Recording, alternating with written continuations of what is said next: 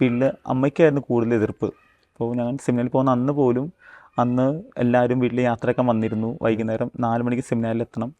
വീട്ടിലെല്ലാവരും വന്നിരിക്കുന്നു. അച്ഛൻ വികാരിച്ചൻ വന്ന ആശീർവാദം കഴിഞ്ഞിട്ട് അച്ഛൻ പറഞ്ഞു, സ്തുതി കൊടുത്ത ആശീർവാദം മേടിക്കാൻ പറയണം അപ്പൻ്റെ അമ്മയുടെ കയ്യിൽ നിന്ന്. അന്ന് വികാരിയച്ഛൻ ആരായിരുന്നു? അന്ന് ഓർക്കുന്നോ? സാജു കോരൻ എന്ന് പറഞ്ഞ അച്ഛനാണ് വികാരിയായിരുന്നത്.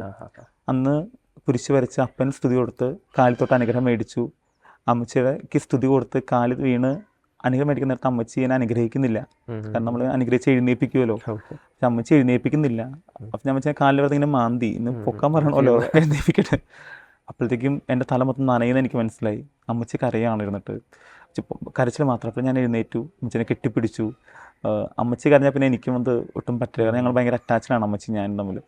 അപ്പോഴത്തേക്കും ഞാനും കരച്ചിലായി, അമ്മച്ചി അപ്പനും കരച്ചിലായി, ചേച്ചി കരച്ചിൽ, വന്നിരുന്ന സിബ്ലിങ്സ് മൊത്തം കരച്ചിലായി.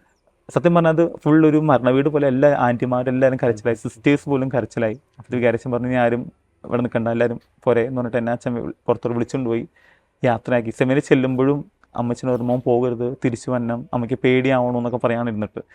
അപ്പോൾ എനിക്ക് സങ്കടമുണ്ട്. അത് തന്നെ കുടുംബം വിട്ടുപോകണമെങ്കിൽ നല്ല സങ്കടമുണ്ട്. അതേസമയം എൻ്റെ ഒരു ചെറുപ്പമുള്ളൊരു ആഗ്രഹം, മറുവശത്ത് ദൈവം വിളിക്കുന്നു, അപ്പുറത്ത് അമ്മച്ചി വിളിക്കുന്നു.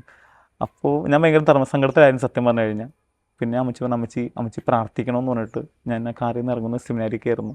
പക്ഷേ അന്ന് മുതൽ അമ്മച്ചി കരഞ്ഞ് പ്രാർത്ഥിക്കുമായിരുന്നു. ഇപ്പോഴും ഞാൻ അച്ഛനോട് നിലനിൽക്കുന്നുണ്ടെങ്കിൽ അത് എൻ്റെ പ്രാർത്ഥനകൾ ഉപരിയായിട്ട് എൻ്റെ അപ്പൻ്റെ അമ്മയുടെയും കുടുംബാംഗങ്ങളുടെ പ്രാർത്ഥനയാണ്. കാരണം സെമിനാരിൽ പോയി അന്ന് മുതൽ അമ്മച്ചി അവിടെ എല്ലാവർക്കും അച്ഛന്മാർക്ക് വേണ്ടി പ്രാർത്ഥിക്കുമായിരുന്നു.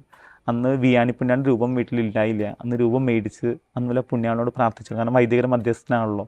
അന്ന് മുതൽ ഇന്ന് വരെ കണ്ണീര്, എന്താ പറയുക, കണ്ണ് ഇപ്പോഴും നിറഞ്ഞുകൊണ്ട് അമ്മച്ചി പ്രാർത്ഥിക്കുന്നുണ്ട്. ആ പ്രാർത്ഥന കൊണ്ടാണ് ഇപ്പോൾ നിൽക്കുന്നത്. സെമിനാർ കയറിയ സമയത്തും വെക്കേഷന് വരും നമ്മൾ. ഫസ്റ്റ് വെക്കേഷൻ ഓണം വെക്കേഷനാണ് സെമിനാരിൽ. അന്ന് വരുമ്പോഴും അമ്മച്ചിന് വിടില്ല, തിരിച്ച് പോകണ്ടെന്ന് പറഞ്ഞാൽ പിടിച്ചു നിർത്തും. പിന്നെ നമ്മൾ ഫോഴ്സ്ഫുള്ളി പോകും. അങ്ങനെ first year, second year, third year ഒന്നും അമ്മച്ചി വിട്ടില്ല. പിന്നെ ഉടുപ്പ് കിട്ടി കഴിഞ്ഞപ്പോഴാണ് അമ്മച്ചിക്ക് ഒന്നുകൂടി അമ്മച്ചി ഓക്കെ ആയത്.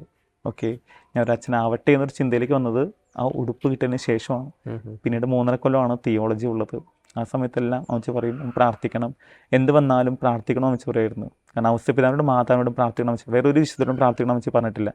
എപ്പോൾ സങ്കടം വന്നാലും ബുദ്ധിമുട്ട് വന്നാലും ഔസേപ്പിതാവിനോടും മാതാവിനോടും പ്രാർത്ഥിക്കണം എന്ന് പറയും.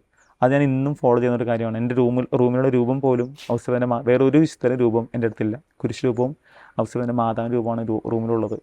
എന്തൊക്കെ ഞാൻ പ്രാർത്ഥിച്ചിട്ടുണ്ടോ, എത്രമാത്രം പ്രശ്നങ്ങളുണ്ടായിട്ടുണ്ടോ നമുക്കറിയാം. ഫോർമേഷൻ അത്ര എളുപ്പമുള്ള കാര്യമൊന്നുമല്ല.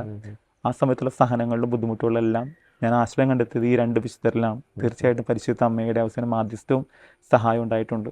ആ ഒരു ശക്തി കൊണ്ട് ഇപ്പോഴും ഭംഗിയായിട്ട് മുന്നോട്ട് പോകും. ഇപ്പോൾ വീട്ടുകാരെല്ലാം ഹാപ്പിയാണ്.